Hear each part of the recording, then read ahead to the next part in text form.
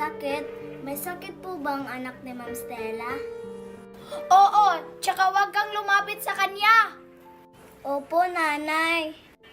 O sige, Mickey, anak ha. Dito ka muna ha. Kung may kailangan ka sa akin, tawagan mo lang ako.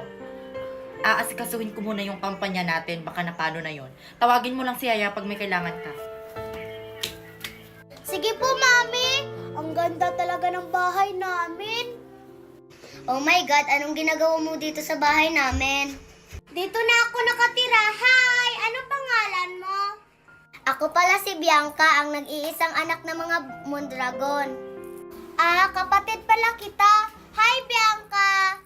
Hindi kita kapatid, no? You're pulobe. Parehas tayo ng mami eh. Gusto mong laro tayo? Yak, ayaw ko makipaglaro sa mga pulubi, no? Maglaro ka mag-isa mo. Alaga, ano nangyari dito? Siya kasi Yaya, inaaway ako. Totoo ba yon? Inaaway mo yung alaga ko? Hindi ko naman siya inaaway ah. Gusto ko lang makipaglaro. Nagsisinungaling. Subukan mo lang awayin yung alaga ko. Bakit po ba galit kayo sa akin? Kasi pulubi ka. Tandaan mo yan. Kapag inaaway mo pa yung alaga ko, makakatikim ka talaga sa akin. Sige po, hindi ko naaawayin si Bianca. Dapat lang. Tara na, Bianca. Magsha-shopping ka pa. Nanay, dito ka muna ah. Maghahanap lang ako ng pagkain at saka gamot mo. Sige anak, mag-ingat ka ha. Sana di mo na uulitin yung pagnanakaw. Masama yun. Sige po nanay, hindi ko na po uulitin yon. Kumusta na kaya yung anak kong si Mickey? Nasa mabuting kalagayan kaya siya? Yaya, gusto kong bumili ng bagong iPhone ha. Sige alaga, bibilin natin yon. Asa na ba yung sundo ko? Tagal naman. Kanina pa ako dito nag-aantay. Kung hindi ako magnakaw, wala akong mabibiling pagkain at saka gamot ni nanay. Pero masama yun eh. Manlilimos na lang ako. Pagagalitan ko talaga yung driver ko na yan. Ang tagal niya ako sinundo. Kanina pa ako dito nag-aantay sa kanya. Asa na ba kasi yun? Ate, palimos po. Nagugutom na po kasi ako. Ikaw ba yung anak ng kumare ko? Ikaw pala yan, ate. Manghihingi sana ako ng bariya, pangbili ng pagkain namin. Naku, pasensya ka na, iha. Naiwan ko tuloy yung pitaka ko nandun sa office. Ganun po ba? Sige po, sa iba na lang po ako manghihingi. Ay nako, sandali lang. Baka may barya pa ako dito. Ay, may barya pala ako dito. Oh, sana makakatulong to sa'yo. Salamat po, Ate Stella.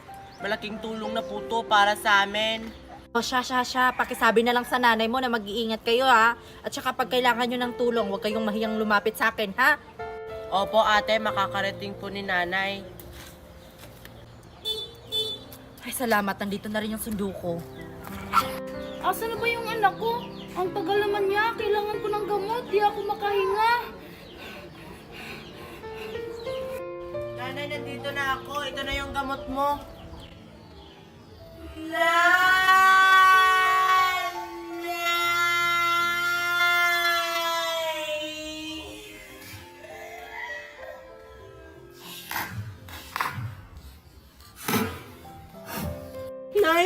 Nay! Nay! Nay! Nay!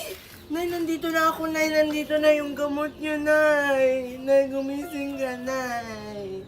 Huwag niyo po akong iyan, Nay.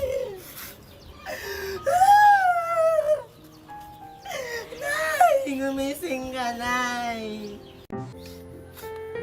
Nanay, bakit niyo po ako iniwan? Saan ako pupunta nito? Ano nang gagawin ko?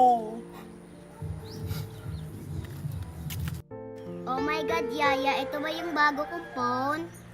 Yes, alaga. Di ba gusto mo yan? Gustong gusto ko. Palimos po. Excuse me, wala kaming barya. Kahit piso lang po, pambili ko po ng pagkain. Di ba yan yung kapatid ni Mickey na pulube? Oo nga, di ba ikaw yung magnanakaw na pulubi? Dati po yun, Ngayon nagbago na po ako. Kanina pa ako palibot ang libot. Wala pa rin magbigay sa akin. Deserve mo yan. Umalis ka nga dito. Oo nga, umalis ka pulube, baka mahawa kami sa'yo. Sige po. Palimos po, palimos.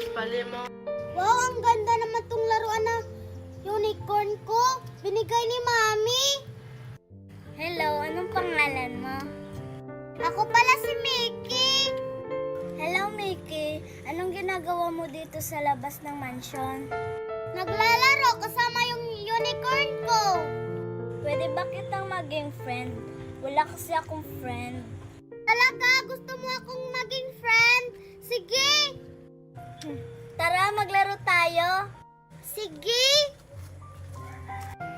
Yaya, pakibukas nga yung gate. Nandito na ako. Sige po, ma'am. O, anong lalaroin natin? Tago-taguan na lang. Sige, sino yung taya? Malamang ikaw. Bakit ako? Ikaw na lang. Sige na nga. Dami mong reklamo. Sige. Oh, hawakan mo tong unicorn ko. Akala niya hahanapin ko siya. Itatapon ko tong unicorn niya. Dito, hindi ako makikita ni Sabi dito. Ayoko makipag-friend sa mga pulubi, no? Ang tagal naman ni Sabi. Kanina pa ako dito. Ba't ba kasi ako iniwan ni nanay? Iha, okay ka lang? Hindi po, nagugutom na po ako. Gusto mo bang aampunin kita? Naghahanap kasi ako ng anak. Talaga po, aampunin niyo po ako. Pulubi po ako eh. Okay lang, mayaman naman ako. Ito na yung pagkakataon na makuha ko yung yaman ng mga Mondragon. Talaga po, aampunin niyo po ako. Oo nga, tara na. Maraming pagkain dun. Maraming pagkain. Sige po, total, gutom na po ako. May magagamit na ako laban sa mga Mondragon. Ma'am, ito na po yung update ng sales ng last week. Tingnan nyo na lang po at pirmahan yung nakalagay dyan. Ito na ba yung update last week? Opo, ma'am.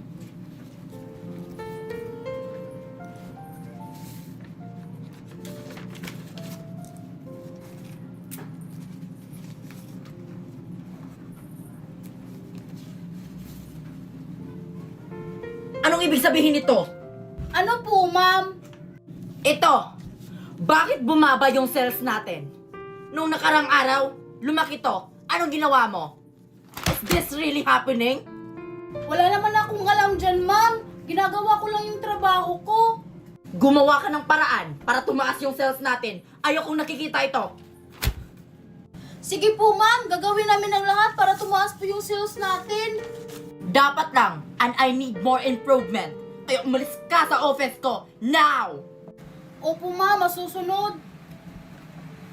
Bakit kaya bumaba yung sales ng kumpanya ko? Hindi dapat ito mangyari. Alaga, halika nga dito. Bakit, Yaya? Nakita mo ba yung pulubi? Oo, andun sa kusina, kumakain. Kumakain pala yung pulubi. Palamunin talaga yan. Bakit, Yaya? Anong gagawin mo sa kanya? Tuturuan natin siya ng leksyon. Maganda yan, Yaya. Ang sarap naman ito. Ngayon lang ako nakakain ng ganito na pagkain. Hoy, pulubi! Bakit po, Yaya? Oh my God, Yaya. Tinawag kang Yaya. Yaya naman talaga ako.